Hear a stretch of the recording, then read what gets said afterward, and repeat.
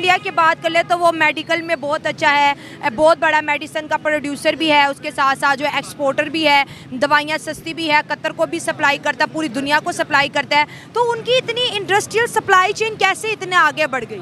यहाँ पे जो माफिया है ना, 2035 में वो अपना स्पेस स्टेशन बनाने के बारे में सोच रहे हैं, 2040 में वो चांद पे जाने के लिए सोच रहे हैं। तो ये सारी चीजों को जब आप कंबाइन करते हैं तो not only artificial intelligence, you are talking about technology. तो जो हमारी जो मेडिसिन की प्राइस है, जो 2 रुपए 3 रुपए की जो एक गोली होनी चाहिए, वो 100 रुपए 150 की बन रही है। 3-4 सालों में हमने अपनी क्यों नहीं प्रोड्यूस की?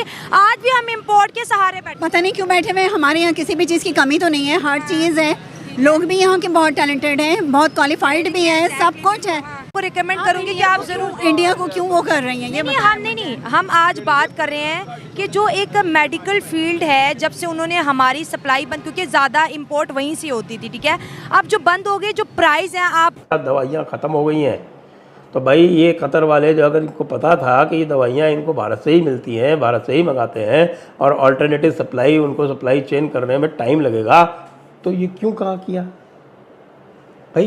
क्यों उंगली की? संभाल नहीं सकते थे तो उंगली की क्यों, ये बताओ। इस वक्त जो खबर हमारे सामने आ रही है वो ये है कि अबू धाबी की तरफ से ये कंसिडर किया जा रहा है कि इंडिया के लिए $50 बिलियन की इन्वेस्टमेंट का प्लान है। तो इंडिया को हमारे पाकिस्तानी डॉक्टर इतना रेकमेंड क्यों करते हैं पेशेंट्स कि मेडिकल फील्ड वहाँ पे यूथ वैसी है कि मेडिकल को ऊपर लेके जा रही है। इंडिया की वर्थ है, वो हमारे लोगों की नहीं है। वो एक मोदी है, वो जो सालों के साल चल रहा है हमारे पास। ना ना ना ना ना ना ना, चावल तो भारत वाला ही चाहिए। ट्रीटमेंट इतना एक्सपेंसिव है तो इंडिया क्यों नहीं आप चले जाते? वहाँ पे तो बहुत सस्ता है और वीज़ा ना हर किसी के लिए आई थिंक पॉसिबल नहीं है कि वो हर कोई बंदा चला जाए वहाँ पे। हमसे क्रिकेट नहीं संभाली जा रही, वो आर्टिफिशियल इंटेलिजेंस। और मैं वही कहना चाह रहा था कि हमारे बारेश दाढ़ियों वाले जो लोग क्रिकेट के मैदान में भी नमाजें पढ़ते, फौरन से फाइल बनाते हैं कि आप इंडिया जाके जो है इलाज करा लो। वैसे तो हम उनको कहते हैं कि भाई वो हमारा दुश्मन मुल्क है और अपने मरीज हम उधर भेज देते हैं कि इलाज करा। नमस्कार दोस्तों, जैसा कि आपको पता है, पाकिस्तान भारत से अपनी बराबरी या तुलना करते हुए कभी थकता नहीं है और एक सुई से लेके एक रॉकेट तक में हर चीज़ में भारत से अपनी बराबरी करने की बात करता रहता है। हालांकि वो जानता है कि वो इस चीज़ में कभी भी किसी भी चीज़ में बराबरी नहीं कर सकता भारत की, लेकिन फिर भी वो हर चीज़ में भारत से अपनी बराबरी करता रहता है। और इस बार वो बात कर रहा है मेडिसिन्स की, कि कैसे भारत की मेडिसिन्स कतार तक सप्लाई हो रही है। 192 देशों के साथ साथ चीन और कतार में भी भारत की मेडिसिन्स सप्लाई की जा रही है। तो इस बारे में पाक के नागरिक क्या सोचते हैं, क्या समझते हैं और भारत से वो कैसे कितने ज़्यादा पीछे हैं, इस बारे में उनका क्या पॉइंट ऑफ व्यू है, ये सब बातें आज हम जानेंगे इस वीडियो में।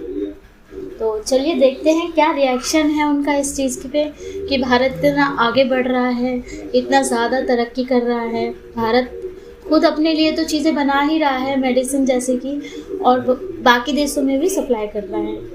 तो चलिए देखते हैं क्या रिएक्शन है उनका।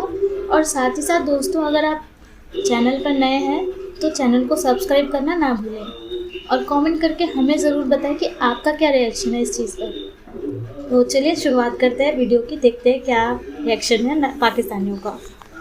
जो खबर हमारे सामने आ रही है वो ये है कि अबू धाबी की तरफ से ये कंसिडर किया जा रहा है कि इंडिया के लिए $50 बिलियन की इन्वेस्टमेंट का प्लान है और ये अगले कुछ महीनों में इसकी अनाउंसमेंट हो जाएगी।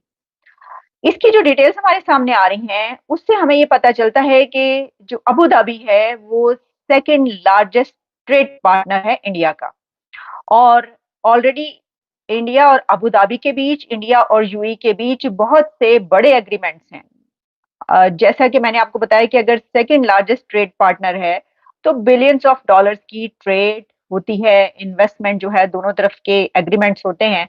और इससे पहले कई एक खबरें ऐसी आ चुकी हैं कि जब जब जो दोनों कंट्रीज के बीच हुआ वो हमने आप तक पहुंचाया।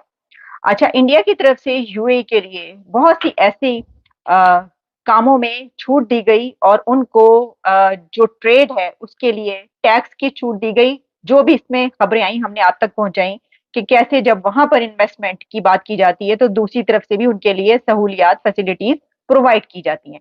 लेकिन अब ये खबर अपनी जगह पर कितनी अहम है? इस वक्त जो इंडिया के ताल्लुकात हैं गल्फ के साथ, उसमें इसका क्या एंगल है, और इसी के साथ पाकिस्तान के लिए ये खबर कितनी अहम है? क्योंकि खबर ये हमें बताती है कि आप अपने ताल्लुकात को, अपने रिलेशंस को कैसे अच्छा बना सकते हैं और उससे कैसे फायदा उठा सकते हैं, क्योंकि पाकिस्तान और यूएई के जो ताल्लुकात हैं वो भी कुछ कम पुराने नहीं। लेकिन जब हम इस खबर पर नजर डालते हैं तो इसमें थोड़ी सी अगर हम हिस्ट्री देखें तो इंडिया के रिलेशंस, पाकिस्तान के जैसे यूएई के साथ रिलेशंस है ना, इंडिया के रिलेशंस पहले ऐसे नहीं हुआ करते थे। 1980s में इंदिरा गांधी ने विजिट किया था, उनके उस वक्त जो ताल्लुकात थे वो थे, लेकिन डेकेड्स तक इनके कोई रिलेशंस इंडिया और यूएई के ऐसा इतने बेहतर नहीं रहे। लेकिन नरेंद्र मोदी के दौर में जब इंडिया के प्राइम मिनिस्टर नरेंद्र मोदी साहब ने ये सोचा और अपने रिलेशंस जो हैं वो बेहतर बनाने शुरू किए, तो इस दौरान हमने ये देखा कि पिछले एक डेकेड में यूएई और इंडिया के जो रिलेशंस हैं वो बहुत बेहतरीन हो गए। अच्छा, अब इंडिया ने पहले ऐसा जो है वो नहीं सोचा था कि क्या हम जो है वो इन्वेस्टमेंट वहां से आए, बिलियंस ऑफ डॉलर्स की इन्वेस्टमेंट हो और इससे हमें इतना फायदा होगा। लेकिन हमने ये देखा कि जो इंडिया की मौजूदा हुकूमत है उसने ये पॉलिसी अडॉप्ट की। इंडिया के प्राइम मिनिस्टर मोदी साहब के कोई 4 से 5, शायद इससे भी ज्यादा मेरा ख्याल है, विजिट्स हों अपने इस टेन्योर के दौरान के जो उन्होंने अबू धाबी और यूएई के किए हैं। मुझे मेडिकल की और इन चीज़ों की ज़्यादा फिक्र नहीं है, मुझे इस वक्त अपनी जॉब की फ़िक्र है। और क्या नाम है, माइक थोड़ा सा दूर कर लें। और क्या कहते हैं, मैं एक तो जॉब ढूंढ रही हूँ, ऊपर से मैं यहाँ पर आई थी अपनी मदर की कैंसर के ट्रीटमेंट करने के लिए और कुछ अपनी चेंज के लिए। कराची में मेरा बहुत बड़ा इशू चल रहा है। हमारी एक प्रॉपर्टी है जिसको फ्रॉड से जो ऑनर थे सोसाइटी के, उन्होंने उसको कैंसिल कर दिया। मैं उसके लिए लॉयर नहीं हायर कर सक रही हूँ क्योंकि मेरी मदर की जो कैंसर थी उसके ट्रीटमेंट पे बहुत ज़्यादा अमाउंट खर्चा होना शुरू हो गई थी। तो पाकिस्तान में जो कैंसर का ट्रीटमेंट इतना एक्सपेंसिव है तो इंडिया क्यों नहीं आप चले जाते? वहाँ पे तो बहुत सस्ता है और वीज़ा ना हर किसी के लिए आई थिंक पॉसिबल नहीं है कि वो हर कोई बंदा चला जाए वहाँ पे। और फिर वहाँ पे आपका कोई होना चाहिए, इस तरह तो नहीं आप एक अजनबी कंट्री में जा सकते हो। बेसिकली तो मैं हूँ इंडिया से ही बिलोंग करती हूँ, हमारे पेरेंट्स वहीं के थे, मगर हमारी तो यहाँ की बर्थ है, मेरी बर्थ प्लेस कराची की है, मगर मेरे पेरेंट्स वहीं से आए थे शादी करके। तो रिलेटिव्स को तलाश करना, ढूंढना, ये सारा कुछ थोड़ा मुश्किल है। लेकिन मेडिकल वीज़ा पे मैं आपको रिकमेंड करूँगी कि आप ज़रूर इंडिया को क्यों वो कर रही हैं ये हम आज बात कर रहे हैं कि जो एक मेडिकल फील्ड है, जब से उन्होंने हमारी सप्लाई बंद, क्योंकि ज़्यादा इंपोर्ट वहीं से होती थी, ठीक है, अब जो बंद हो गई, जो प्राइस है, आप जा रही हैं, आप मदर का ट्रीटमेंट करवा रही हैं, तो जो हमारी जो मेडिसिन की प्राइस है, जो 2 रुपये 3 रुपये की जो एक गोली होनी चाहिए, वो 100 रुपये 150 की बन रही है। 3-4 सालों में हमने अपनी क्यों नहीं प्रोड्यूस की? आज भी हम इम्पोर्ट के सहारे बैठे हुए हैं। पता नहीं क्यों बैठे हुए हैं। हमारे यहाँ किसी भी चीज़ की कमी तो नहीं है, हर चीज़ है, लोग भी यहाँ के बहुत टैलेंटेड हैं, बहुत क्वालिफाइड भी है, सब कुछ है। तो ये कोई होगी पॉलिटिक होगी इसके पीछे या कुछ होगा इसके पीछे, आई डोंट नो। ठीक है, आप यहाँ के जो हॉस्पिटल का जो सिस्टम है, डॉक्टर का जो सिस्टम है, कितना सेटिस्फैक्टरी रिजल्ट है आपकी नज़र में? जाहिर सी बात है, क्या सेटिस्फाइड होगा बंदा? आप अगर गवर्नमेंट में चले जाएं तो गवर्नमेंट में तो वो हाल होता है कि बीमार आदमी सोचेगा यहाँ पता नहीं हम बचेंगे भी या नहीं। और अगर आप प्राइवेट में जाते हैं तो प्राइवेट में फ़ीस इतनी है कि डॉक्टर की सारी तवज्जो अपनी फ़ीस लेने पर होती है। एक साथ वो आपको इतने टेस्ट बता देंगे कि वो टेस्ट के बगैर आपका कोई ट्रीटमेंट भी नहीं करेंगे, ना आपको कोई मेडिसिन सजेस्ट करेंगे। उन्हें ये वो गौर फिक्र भी नहीं करेंगे कि आखिर इस बंदे के साथ हो क्या रहा है। उनकी सोचने समझने की सलाहियत बंद होती है।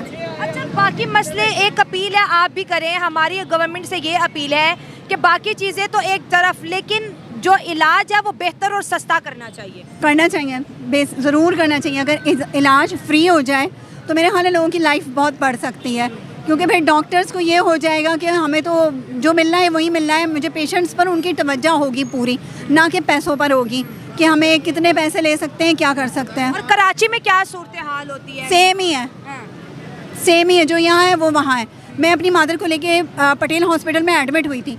4 हफ्तों में उन्होंने इतना बिल बना दिया था कि मुझे वहाँ से लेके निकलना पड़ा था। मैंने कहा, और कंडीशन बेड से बेड होती जा रही थी। वो तो मुझे लग रहा था पैसों के खातिर मारने पे भी तैयार हुए थे। तो कोई अच्छा सिस्टम नहीं है यहाँ पे हॉस्पिटल का। बेहतरी की ज़रूरत है, पढ़े लिखे पाकिस्तानी चेंज चाहते हैं, आप क्या कहेंगे?